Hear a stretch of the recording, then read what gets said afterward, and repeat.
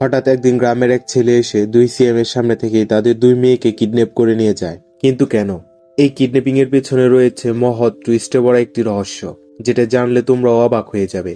কথা বলছি 2023 সালে রাম পোথিনেনি অভিনীত স্ক্যান দ্য অ্যাটাকার মুভিটি IMDb-তে 8.5 আউট অফ 10 রেটিং পেয়েছে। তাহলে আর কথা না বাড়িয়ে চলো শুরু করা যাক। মুভির শুরুতে আমরা হায়দ্রাবাদের একটি কোর্টের সিন দেখি, যেখানে রামকৃষ্ণ রাও নামক এক ব্যক্তির বিচার কার্য চলছে।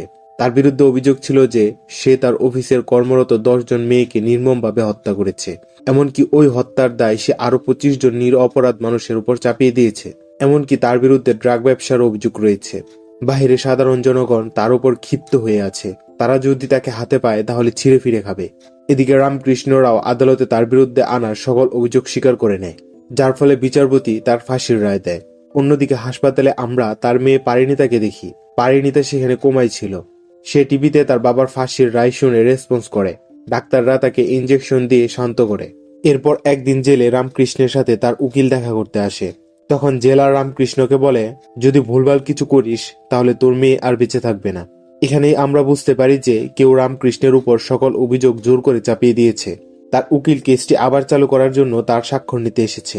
তখন রামকৃষ্ণ বলে, আমার কাছে আমার চেয়ে আমার মেয়ের জীবন অনেক দামি, এবং উকিলকে বলে এখান থেকে চলে যেতে। তখন উকিল বলে, আপনি চুপ করে থাকলেও ঈশ্বর সবকিছু দেখছে। সে কাউকে না কাউকে অবশ্যই পাঠাবে আপনাদেরকে সাহায্য করার জন্য। তারপর আমরা ভারতের অন্ধ্রপ্রদেশের সিএম প্রতাপ সিং রাথোরের মেয়ে প্রিয়ার বিয়ের অনুষ্ঠানের সিন দেখি। সেখানে দেশের অনেক গণ্যমান্য ব্যক্তিবর্গরাও এসেছেন। সেখানে পার্শ্ববর্তী প্রদেশের সিএম রঞ্জিতের ছেলেও এসেছিল। সে প্রতাপকে বলে তার বাবা জরুরি একটি মিটিং এর জন্য আসতে পারেনি। প্রতাপ আর রঞ্জিত দুই প্রদেশের সিএম হলেও তারা বেশ ভালো বন্ধু, এমনকি তারা ক্রাইম পার্টনারও। বিয়ের অনুষ্ঠান শুরু হওয়ার কিছুক্ষণ আগে প্রতাপের এক লোক তাকে জানায় রঞ্জিতের ছেলে তার মেয়েকে নিয়ে পালিয়ে গেছে। এরপর প্রতাপ ভেতরে গিয়ে দেখে তার চাচা সবার উপর চিল্লাচ্ছেন। তিনি প্রতাপকে বলেন প্রিয়া তাদের মান সম্মান ডুবিয়ে দিয়ে চলে গেছে। প্রতাপ কিছুক্ষণ কিছু ভেবে পুরো পরিবারের সামনে তার চাচার ঘাড় মুড়িয়ে মেরে ফেলে। তারপর প্রতাপ বাইরে এসে সবার সামনে বলে বিয়েতে তার চাচা অনেক খুশি ছিলেন, এবং ওই খুশিতেই তিনি হার্ট অ্যাটাক করে মারা গেছেন। তাই আজকে আর বিয়েটা হবে না। প্রতাপ নিজের মান সম্মান বাঁচাতে তার চাচাকে মেরে এখানে মিথ্যা কথা বলেছে। তারপর সবাই সেখান থেকে চলে যায়। এরপর আমরা রঞ্জিতের বাসার সিন দেখি। সেখানে আমরা পাটেলা নামের এক সন্ত্রাসকেও দেখতে পাই। পাটেলা রঞ্জিতের জন্য অনেক অন্যায় কাজ করত। নির্বাচনের সময় রঞ্জিতের বিরুদ্ধে যারা দাঁড়াতো পাটেলা তাদের সবাইকেই হত্যা করেছে। আজ সে রঞ্জিতের মাথার উপরই চড়ে বসে আছে। তাই রঞ্জিত পাটেলাকে সেখানেই মেরে ফেলে। তারপর রঞ্জিতের কাছে প্রতাপের ফোন আসে। রঞ্জিত তার ছেলের কর্মকাণ্ড তখনও জানত না। তাই সে প্রতাপকে প্রশ্ন করে বিয়ের অনুষ্ঠান কেমন চলছে। তখনই প্রতাপ উচ্চস্বরে বলে, কিভাবে ভালো হবে? তুই তোর ছেলেকে পাঠিয়েছিস আমার মেয়েকে নিয়ে যাওয়ার জন্য। সবার সামনে নিজের মান সম্মান বাঁচানোর জন্য নিজ হাতে নিজের চাচাকে মেরে ফেলেছি। প্রতাপ আরো বলে, তোর রাজ্যে এসে তোর ভাষায় ঢুকে তোকে আর তোর ছেলেকে মারবো। এটা শুনে রঞ্জিত রেগে যায়। রঞ্জিতও চ্যালেঞ্জ করে, তুই বাসায় কি? তুই আমার রাজ্যের বর্ডার ক্রস করে দেখা। তারপর রঞ্জিত তার ছেলেকে বলে এ ব্যাপারে তাকে আগে কেন কিছু জানায়নি। তখন প্রিয়া বলে তার বাবা কখনোই অন্য প্রদেশের ছেলের সাথে তার বিয়ে দিবে না, তাই তারা কাউকে কিছু বলেনি। রঞ্জিত তাদেরকে ভিতরে যেতে বলে এবং ডিআইজিকে বলে যে প্রতাপরা যেন বর্ডার ক্রস করতে না পারে। অন্যদিকে প্রতাপ জ্যাকাপ নামক এক ভয়ঙ্কর সন্ত্রাসকে পাঠায় রঞ্জিত ও তার ছেলেকে মেরে তার মেয়েকে নিয়ে আসতে। এরপরই আমরা জ্যাকাপকে দেখতে পাই। সে একটি জায়গায় এসে সেখান থেকে একটি রাইফেল কিনে। পরের দিন রঞ্জিতের রাজ্যে একটি মেলা ছিল। রঞ্জিত তার ছেলেকে নিয়ে সেখানে এসেছিল। জ্যাকাবও সেখানে স্নাইপার নিয়ে আসে রঞ্জিতের মারার জন্য। সেই মেলাতে ষাঁড়ের লড়াইয়ের প্রতিযোগিতা ছিল। ভাস্কর নামের এক ছেলেও সেখানে তার ষাঁড় নিয়ে আসে প্রতিযোগিতায় অংশগ্রহণ করার জন্য, এবং সে সেই প্রতিযোগিতায় জিতেও যায়। অন্যদিকে রঞ্জিতের সামনে বারবার লোক চলে আসায় জ্যাকাব তাকে মারতে পারে না, যার ফলে রঞ্জিত ও তার ছেলে বেঁচে যায়। এরপর আমরা রঞ্জিতের মেয়ে শ্রীলীলাকে দেখি। সে আর 5 জন সাধারণ মানুষদের মতোই থাকতে চায়। সিএম এর মেয়ে হওয়া সত্ত্বেও সে সিকিউরিটি নিয়ে থাকতে চায় না। তাই সে নিজের কলেজের বন্ধুদেরও বলেনি যে সে সিএম এর মেয়ে। আমরা আরো দেখি ভাস্কর আর লীলা একই কলেজে পড়ালেখা করে, এমনকি তারা ক্লাসমেটও বটে। তারা দুজনেই পলিটিক্যাল সায়েন্সের স্টুডেন্ট। টিচার প্রথম ক্লাসে এসে সবাইকে একে একে প্রশ্ন করে তারা কে কি হতে চায়। লীলাকে প্রশ্ন করলে লীলা বলে সে অ্যাক্টিভিস্ট হতে চায়। সে একটি ভালো সমাজ গড়তে চায়, যেখানে ধনী গরিব কোনো ভেদাভেদ থাকবে না, সবাই একে অপরকে সাহায্য করবে। এরপর টিচার ভাস্করকে প্রশ্ন করলে ভাস্কর বলে সে সিএম হতে চায়। কারণ জানতে চাইলে ভাস্কর বলে পাওয়ার। যখন খুশি ট্রাফিক বন্ধ চালু করতে পারবো, ড্রিঙ্ক এন্ড ড্রাইভ করলেও পুলিশ ধরতে পারবে না। এমনকি নিজের জন্মদিন আসলে পুরো রাজ্য তার জন্মদিন পালন করবে, আর সব খরচ সরকারের পকেট থেকে যাবে। টিচার বলে তুমি সিএম কিভাবে হবে? ভাস্কর বলে ভয় দেখাবো, ব্ল্যাকমেইল করব, দরকার হলে মেরেও ফেলবো। আমাদের বর্তমান সিএমও তো এভাবেই সিএম হয়েছেন। লীলা এগুলো শুনে ভাস্করের উপর রেগে যায়। ক্লাসের শেষে লীলা ভাস্করকে প্রশ্ন করে সে সিএম সম্পর্কে এমন খারাপ খারাপ কথা কেন বলেছে। ভাস্কর বলে আমি আমার হবু শ্বশুর সম্পর্কে যা খুশি বলি, তাতে তোমার কি? এটা শুনে লীলা আরো চমকে যায়। লীলা বলে কখনো কি তুমি সিএম এর মেয়েকে দেখেছো? ভাস্কর বলে সিএম এর মেয়ে তো আমার জন্য পাগল, সে সব সময় আমার পিছন ঘুরঘুর করে। ভাস্করের এসব আবিজাবি কথা শুনে লীলা আরো রেগে যেতে থাকে। এরপর রাগে বাসায় গিয়ে সে চিল্লাচিল্লি করতে থাকে। প্রিয়া লীলাকে বলে এখানে চিল্লাচিল্লি না করে পাবে চলো। এরপরই তারা একটি পাবে যায়। সেখানে গিয়ে লীলা কিছুটা সাদা পানি খেয়ে ভালো ফিল করতে থাকে। আমরা দেখি ভাস্করও সে পাবে চলে এসেছে। ভাস্করকে দেখে এবং তার আচরণে লীলা আবার ইরিটেট হতে থাকে। এদিকে জেকাব ওই পাবে চলে আসে রঞ্জিতের ছেলে মেয়েদের মারার জন্য। জেকাব যখনই রঞ্জিতের ছেলের উপর গুলি করতে যাবে তখনই ভাস্কর তার সামনে চলে আসে। জেকাব আবার একটি চান্স পেয়ে গুলি করতে গেলে ভাস্করের বাইকটি জেকাবের গাড়ির সাথে এসে ধাক্কা খায়, যার ফলে জেকাব ওই চান্সও মিস করে। এদিকে লীলারাও গাড়িতে উঠে পাপ থেকে বেরিয়ে যায়। এরপর আমরা আবার হাসপাতালের সিন দেখি। প্রদীপ মালহোত্রা নামের এক লোক পারিণীতার কাছে এসেছে। ডাক্তার তাকে বলে পারিণীতা কোনো ঔষধে রেসপন্স করছে না। তখন প্রাদীপ জেলে রামকৃষ্ণের কাছে ভিডিও কল করে। প্রাদীপ রামকে তার মেয়ের অবস্থা জানায় এবং বলে যদি তোমার মেয়ে তোমার কথায় কোনো রেসপন্স না করে তাহলে তাকে আর বাঁচানো সম্ভব হবে না। তখনই রামকৃষ্ণ তার মেয়ের সাথে কথা বলে। পারিণীতা বাবার কথায় রেসপন্স করতে শুরু করে। তখনই প্রাদীপ কলটি কেটে দেয়। এখানে আমরা বুঝতে পারি পারিণীতার এই অবস্থার পিছনে হয়তো কোনো না কোনোভাবে প্রাদীপও জড়িত রয়েছে। অন্যদিকে ডিজিপি রঞ্জিতের কাছে এসে বলে রাজ্যে নতুন একটি ক্রিমিনাল গ্যাং ঢুকেছে। তারা মেলায় এবং পাবে আপনাকে ও আপনার সন্তানদেরকে হত্যা করার চেষ্টা করেছে। ডিজিপি আরো বলে আমাদের সন্দেহ তাদের হয়তো সিএম প্রতাপই পাঠিয়েছে। এতে রঞ্জিত অনেকটাই রেগে প্রতাপকে ফোন করে বলে কাল তোর মেয়ে আর আমার ছেলের এঙ্গেজমেন্ট। রঞ্জিত প্রতাপকে চ্যালেঞ্জ করে বলে পারলে এঙ্গেজমেন্ট ঠিকিয়ে দেখা। প্রতাপের চাচি প্রতাপকে বলে পরিবারের মান সম্মান বাঁচানোর জন্য নিজের চাচাকে মেরেছিস, এখন উনি তো আর ফিরে আসবে না, অন্তত মান সম্মান তো ফিরিয়ে আন। প্রতাপ তার চাচিকে বলে আমি যাকে পাঠিয়েছি সে অনেক ভয়ানক একজন সন্ত্রাস, আমার উপর বিশ্বাস রাখেন, কালই আমাদের মেয়ে বাসায় আসবে।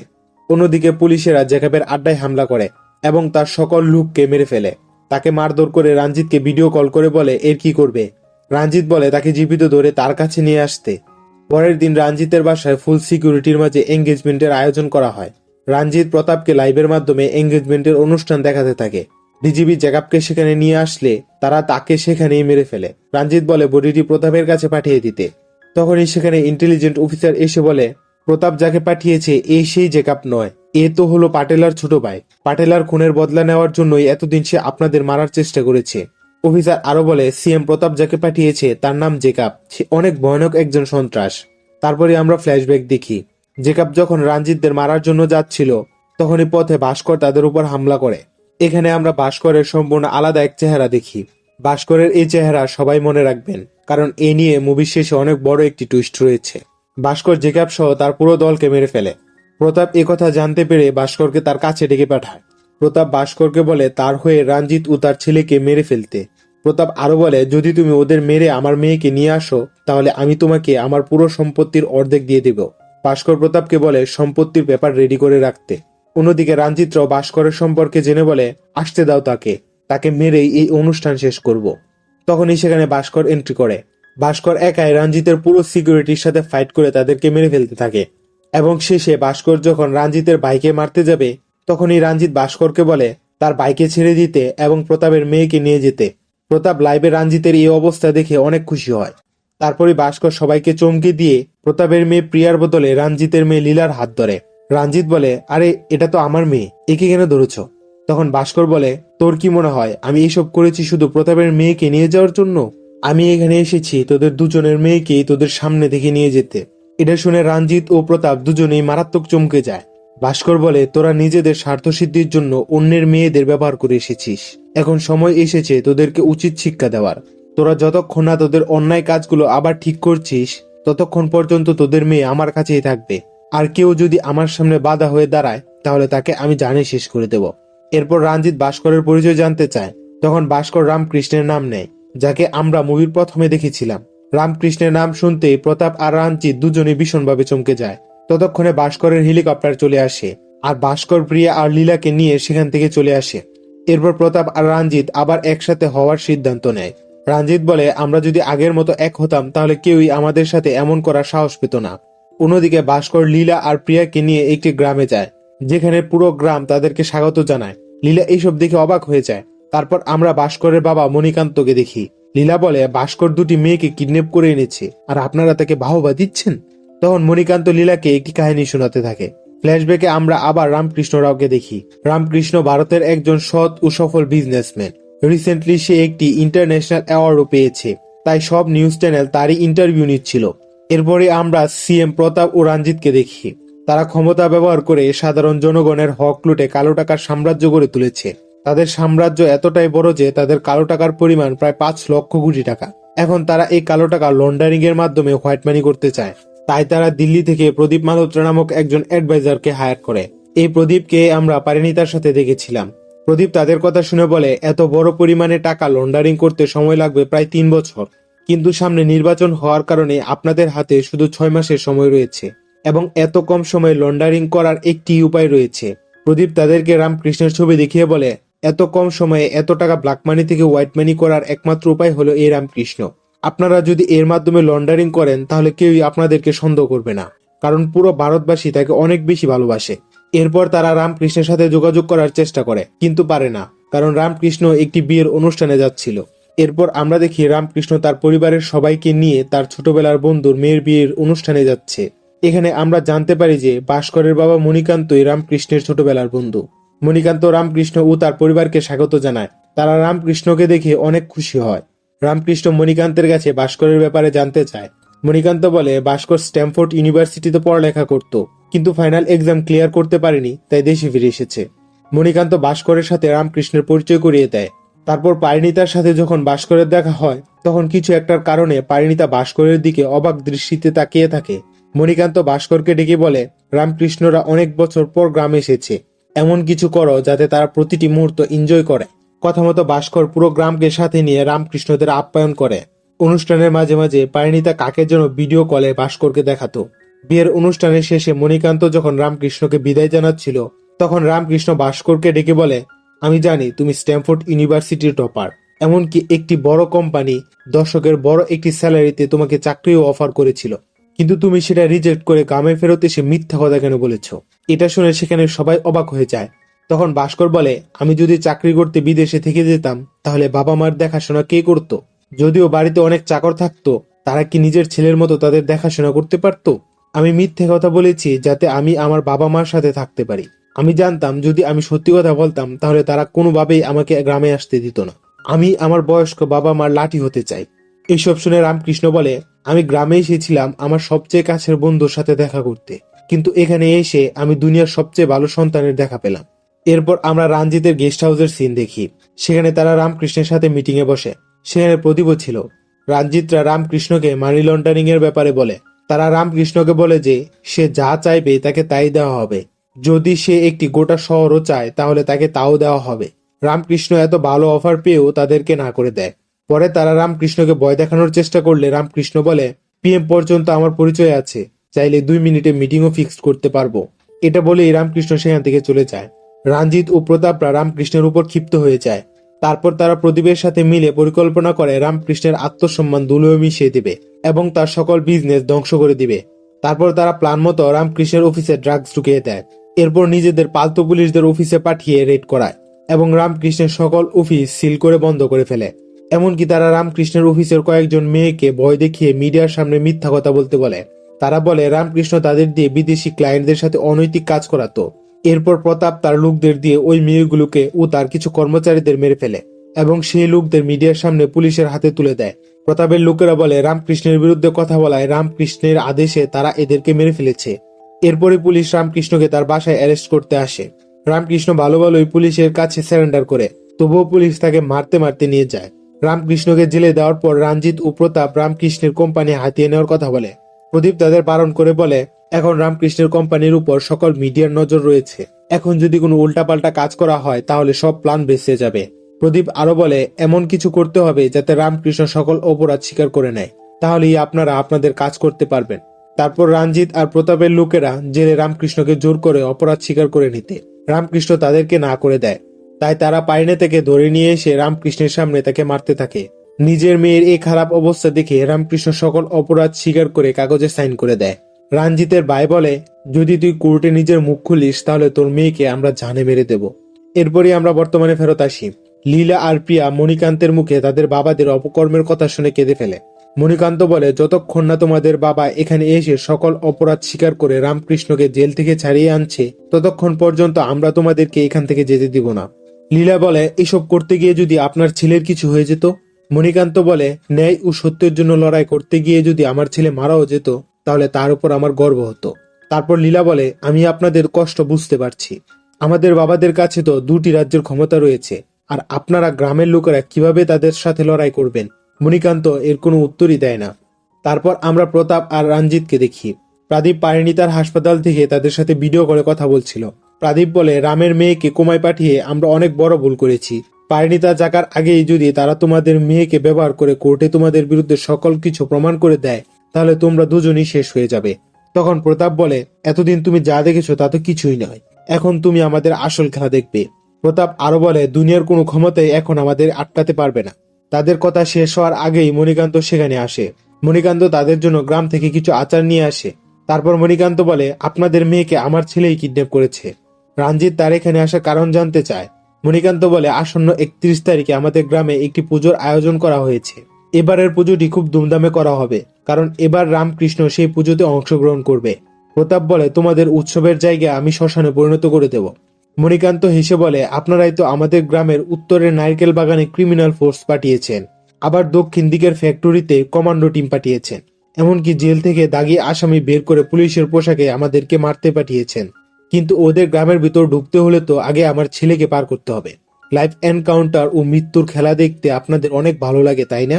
তাহলে পিছন ফিরে দেখুন। মণিকান্ত ড্রোন ক্যামেরায় লাইভে তাদের সবকিছু দেখায়। ভাস্কর একাই ক্রিমিনাল ফোর্সের সাথে লড়াই করে তাদেরকে মেরে ফেলে। তারপর ফ্যাক্টরির ভিতরে কমান্ডো টিমকেও মেরে ফেলে এবং শেষে পুলিশের পোশাকে আসা দাগি আসামিদেরকেও মেরে ফেলে। এরপর মণিকান্ত রঞ্জিত আর প্রতাপকে বলে, তোমাদের কাছে 1 সপ্তাহের সময় আছে। আমার বন্ধুকে নির্দোষ প্রমাণ করে 31 তারিখে উৎসবে নিয়ে আসবে। আর মনে রেখো, প্রয়োজনে আমরা শত্রুদেরও আচার বানাতে পারি। এসব বলে মণিকান্ত সেখান থেকে চলে আসে। এর পরের দিনই রামকৃষ্ণের উকিল তার কাছে যায়। উকিল বলে, এতদিন আপনি আপনার মেয়েকে বাঁচানোর জন্য সবকিছু মুখ বুজে সহ্য করেছেন, এখন সে সুরক্ষিত আছে। আপনি আমাকে কেসটি রিওপেন করার পারমিশন দিন। উকিল বলে, কেউ হাসপাতালের গুন্ডাদের মেরে পারিণীতাকে সেখান থেকে নিয়ে গেছে। নিজের মেয়ে সুরক্ষিত আছে জেনে রামকৃষ্ণ কেসটি রিওপেন করার পারমিশন দিয়ে দেয়। অন্যদিকে রঞ্জিতের ইন্টেলিজেন্ট অফিসার রঞ্জিতকে জানায়, কেউ হাসপাতাল থেকে পারিণীতাকে নিয়ে গেছে, এমনকি তাদের সাথে প্রদীপকেও কারা যেন কিডন্যাপ করেছে। আরো বলে, রামকৃষ্ণের কেসটি হাইকোর্টে রিওপেন করা হয়েছে। তার উকিলেরা এখন সত্য উন্মোচনের জন্য মরিয়া হয়ে উঠবে। আর একবার যদি রাম কোর্টের সত্যি কথা বলতে শুরু করে তাহলে শুধু কোর্ট নয়, পুরো পার্লামেন্টই আপনাদের বিরুদ্ধে চলে যাবে। যা করার আপনারা জলদি করুন। তারপর আমরা ভাস্করের গ্রামের সিন দেখি। সেখানে খুব ধুমধামে পুজোর আয়োজন করা হচ্ছে। তখনই রঞ্জিত ও প্রতাপ রামকৃষ্ণকে নিয়ে সেখানে হাজির হয়। সবাই রামকৃষ্ণকে দেখে অনেক খুশি হয়, কিন্তু তখনই রঞ্জিত আর প্রতাপের লোকেরা রামের উকিলকে মেরে ফেলে। প্রতাপ বলে, আমরা একে জেল থেকে বের করে এনেছি তোদের উৎসবে অংশগ্রহণের জন্য নয়। কাল যদি রাম কোর্টে আমাদের বিরুদ্ধে বয়ান দেয় তাহলে এর ফল কি হবে তা দেখাতে এনেছি। তারপর তারা একে একে গ্রামবাসীকে মারতে থাকে। এক পর্যায়ে মণিকান্তকে মারতে গেলে ভাস্কর তাদের বাধা দেয় এবং তাদের সাথে লড়াই করতে থাকে। তখন ভাস্করের সাথে রঞ্জিত ও প্রতাপের লোকদের সাথে তুমুল লড়াই হয়, কিন্তু এবারের লড়াইয়ে ভাস্কর আহত হয়ে যায়। রঞ্জিতের ভাই ও প্রতাপের লোক যখন ভাস্করকে মারতে যায় তখন লীলা আর প্রিয়া তাদের বাবার কাছে ভাস্করকে ছেড়ে দিতে বলে, কিন্তু তারা শোনে না। তখনই সেখানে ভাস্করের মতো দেখতে আরেকজন চলে আসে এবং সে একে একে রঞ্জিত ও প্রতাপের লোকদেরকে মারতে থাকে। একে দেখে রঞ্জিত ও প্রতাপের মাথা কাজ করছিল না। কে এই ছেলেটি? আমিও একদম অবাক হয়ে গিয়েছিলাম। মনে আছে জেকাবের সাথে ফাইটের সিনে ভাস্করের চেহারার কথা? আসলে সেটা ছিল এই ছেলেটি। এখন আস্তে আস্তে আপনাদের কনফিউশন দূর হবে। ছেলেটি তার সাথে রামের মেয়ে পারিণীতা ও প্রদীপকে নিয়ে আসে। এই ছেলেটি হাসপাতাল থেকে পারিণীতাকে বের করেছে এবং এই প্রদীপকে কিডন্যাপ করেছিল। ছেলেটি সবাইকে একে একে মারতে থাকে। তখন প্রতাপ বলে, এই সবকিছু রাম ও তার পরিবারের জন্য হচ্ছে, সবার আগে এদেরকে মেরে ফেল। রঞ্জিতের ভাই আর প্রতাপের লোক যখন রামকৃষ্ণদের মারতে যায় তখন ছেলেটি তাদেরকেও মেরে ফেলে। সব গুন্ডাদের মেরে ছেলেটি রঞ্জিত ও প্রতাপের উপরও হামলা করে। এখানেই আমরা জানতে পারি এই ছেলেটিকে পারিণীতা আগে থেকেই চিনত, এমনকি তারা একে অপরকে ভালোবাসে। তাই পারিণীতা গ্রামে এসে ভাস্করকে দেখে অবাক হয়ে গিয়েছিল। পারিণীতা ছেলেটিকে ভাস্করের সম্পর্কে জানায় আর বলে একদিন ভাস্করের সাথে তার দেখা করিয়ে দেবে। তারপর রামের ঘটনার কারণে তার সাথে পারিণীতার যোগাযোগ বন্ধ হয়ে যায়। তারপর সে পারিণী থেকে খুঁজতে লেগে পড়ে। এক পর্যায়ে সে সবকিছু জানতে পারে। তখন তার সাথে ভাস্করেরও দেখা হয়। তারপর তারা দুজন মিলে প্ল্যান করে এই সব কিছু করেছে। রঞ্জিত ও প্রতাপ হাত জোড় করে তাদের অপকর্মের জন্য মাফ চাইতে থাকে। তখনই সেখানে মিডিয়ার লোকেরা চলে আসে। ছেলেটি তাদেরকে বলে মিডিয়ার সামনে সকল সত্যি কথা বলে দিতে। রঞ্জিত ও প্রতাপ মিডিয়ার সামনে তাদের সকল অপকর্মের কথা স্বীকার করে। তখনই রঞ্জিতের ইন্টেলিজেন্ট অফিসার সেখানে এসে বলে মরক্কোতে ড্যানিয়েল নামের একটি মাফিয়া ডন রয়েছে। গত 30 বছর যাবৎ সে সেখানকার সন্ত্রাসদের উপর রাজ করে আসছিল। কেউ কখনোই তাকে ছুতে পারেনি। আর এই ছেলেটি ওই ডনকেও মেরে ফেলেছে। রঞ্জিত আর প্রতাপ ছেলেটির সম্পর্কে এসব কথা শুনে চমকে ওঠে। এখানেই মুভিটি শেষ হয়ে যায়। ফাইনালি রামকৃষ্ণ ন্যায় বিচার পায় এবং রঞ্জিত ও প্রতাপ তাদের কাজের জন্য শাস্তি পায়। কথায় আছে না, সত্যের জয় একদিন না একদিন হবেই। এবং এই ছেলেটির পরিচয় আমরা মুভিটির নেক্সট পার্টে জানতে পারবো। তো বন্ধুরা, ভিডিওটি কেমন লেগেছে তা কমেন্ট করে জানাবে। যদি ভিডিওটি পছন্দ করে থাকো তাহলে একটি লাইক দিয়ে যাবে। আর অবশ্যই চ্যানেলটি সাবস্ক্রাইব করে পাশে থাকবে। ধন্যবাদ।